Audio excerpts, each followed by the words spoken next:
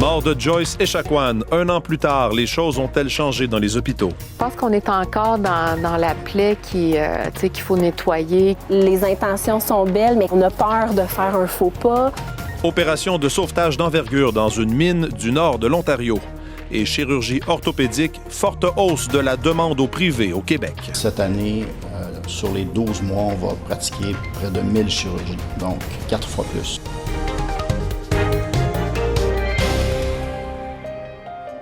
Bonjour, ici Mathieu Bellumeur. Bienvenue au Radio-Journal. C'est un souvenir douloureux pour beaucoup d'Autochtones. Il y a 1 an aujourd'hui, Joyce Echaquan mourait sous les insultes du personnel infirmier à l'hôpital.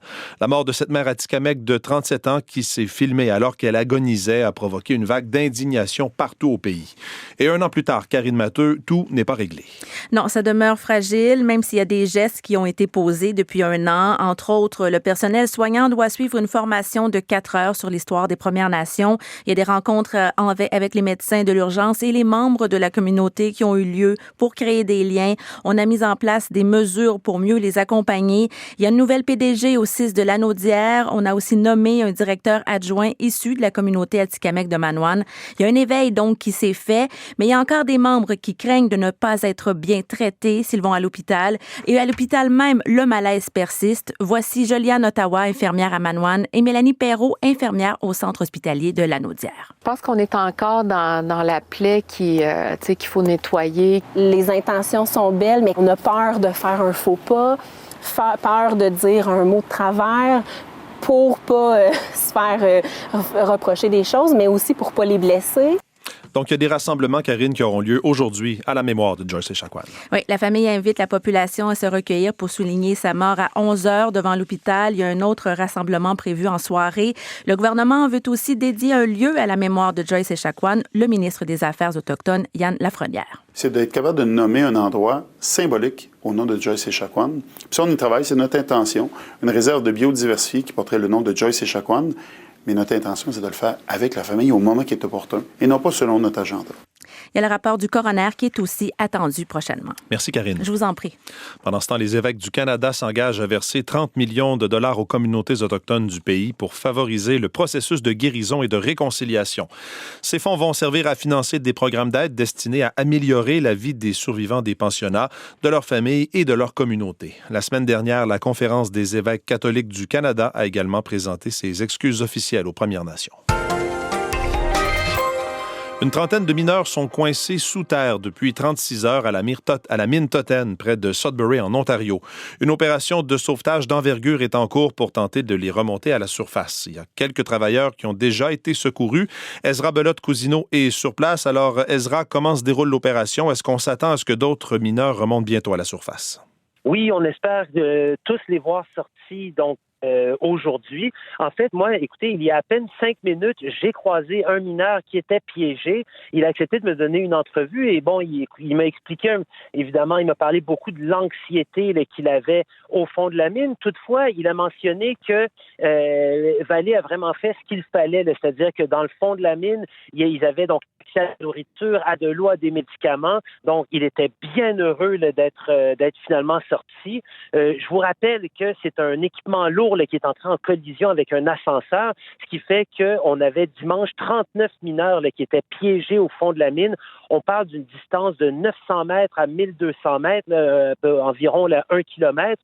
Et puis, donc, comme cette mine a été développée récemment, il y a des bonnes issues de secours, donc les mineurs piégés ont pu se réfugier dans des endroits qui sont dédiés à la sécurité et ils ont accès à des échelles, donc ils remontent à la surface par échelle, mais il faut comprendre que c'est 900 à 1200, 1 kilomètre à monter par échelle et notez par contre qu'il y a des paliers où les mineurs vont pouvoir s'arrêter, se reposer, boire un peu d'eau, manger un peu avant de reprendre leur ascension. Donc, quelques mineurs sont déjà sortis. Je n'ai pas le nombre exact, mais on espère que d'ici la fin de la journée, ils devraient tous être à l'extérieur.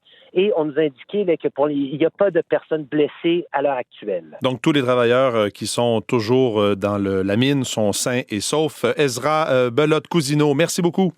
Avec plaisir. Bonne fin de journée. En Alberta, maintenant, le gouvernement soutient qu'il n'a pas besoin de l'aide immédiate des Forces armées canadiennes pour lutter contre la 4e vague de COVID-19. Mais les infirmières de la province répliquent que toute l'aide disponible est nécessaire parce que l'Alberta affiche actuellement son nombre le plus élevé de patients aux soins intensifs depuis le début de la pandémie. Ottawa a déjà accepté d'envoyer des renforts. En Ontario, les manifestations contre les mesures sanitaires se multiplient depuis l'entrée en vigueur du passeport vaccinal la semaine dernière. Les protestataires ciblent particulièrement des établissements de services, dont des restaurants, qui appliquent la mesure, ce qui soulève l'ire des ministres du gouvernement Ford. Mathieu Simard a préparé ce qui suit. Pratiquement chaque semaine, des manifestations pour dénoncer les mesures sanitaires tournent au vinaigre. Les policiers doivent souvent intervenir. La ministre de la Santé reconnaît le droit des Ontariens de manifester. Or, Christine Elliott exhorte la population à le faire dans le calme et le respect. Peaceful protest is fine, but angry confrontations where people can be hurt is not all right. It's not okay. Les rassemblements violents ne seront pas tolérés, prévient la ministre. Sa collègue, la solliciteur générale, porte le même message. Elle dénonce que les restaurateurs soient devenus la cible des contestataires depuis l'entrée en vigueur du passeport vaccinal. These young people, these staff members are doing their job and we need to give them that ability without being rude. Sylvia Jones demande aux manifestants de laisser le personnel des restaurants tranquille. Ils ne font qu'appliquer les directives gouvernementales, souligne la ministre. Jusqu'ici, le ministère du Travail ne rapporte pas d'incidents majeurs en lien avec l'arrivée du passeport. Le ministre du Travail, Monty McNaughton, explique que les corps policiers n'ont dû intervenir que de façon anecdotique. Pour l'heure, le gouvernement Ford ne juge pas qu'il est nécessaire d'adopter une nouvelle loi afin d'interdire les manifestations devant certains lieux.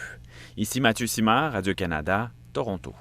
Au Nouveau-Brunswick, la province enregistre un nouveau record de cas de COVID-19 avec 86 infections en 24 heures.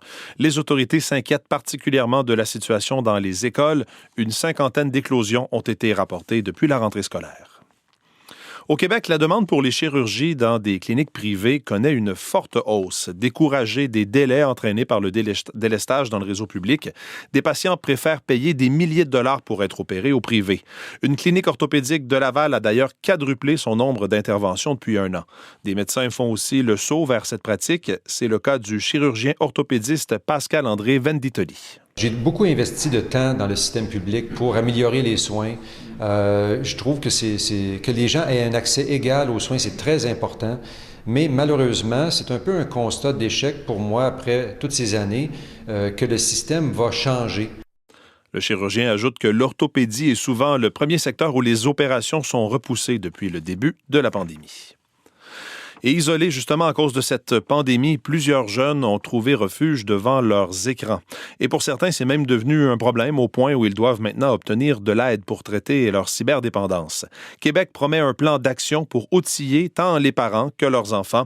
L'objectif est de trouver un équilibre. Valérie Gamache. Programmeur analyste de formation et ministre responsable de tout le volet informatique du gouvernement, Éric Kerr connaît mieux que quiconque les dérives des écrans. Mon fils a développé une cyberdépendance, donc était accro à tous les jeux qu'on connaît, qui sont extrêmement populaires. Ça a été jusqu'à se lever toutes les nuits pour jouer, pour être capable d'aller chercher sa drogue. Son enfant de 14 ans a dû être sevré dans un centre de traitement des dépendances, semblable au Grand Chemin de Québec, où l'intervenante Marie-Josée Michaud constate un plus grand volume d'appels. C'est certain que nos mesures sanitaires sont venues un peu augmenter nos facteurs de risque pour l'ensemble de nos jeunes, même nos jeunes adultes aussi. Le ministre délégué à la Santé, Lionel Carman, promet un plan d'action. Dès cet automne, dans chaque école secondaire, il va y avoir des intervenants en dépendance, des différents organismes communautaires, et on veut qu'ils participent à cette promotion de l'utilisation saine des écrans. 35% des adolescents affirment que leur utilisation des écrans a nui à leurs résultats scolaires.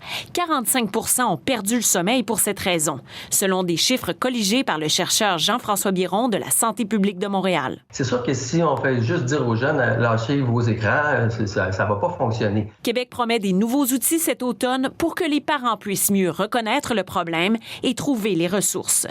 Ici Véronique Prince, Radio-Canada, Québec. Voilà, c'est sur ce reportage de Véronique Prince que se conclut le Radio-Journal. Ici Mathieu Bellumeur au nom de toute l'équipe. Merci d'être à l'écoute. Passez une belle journée.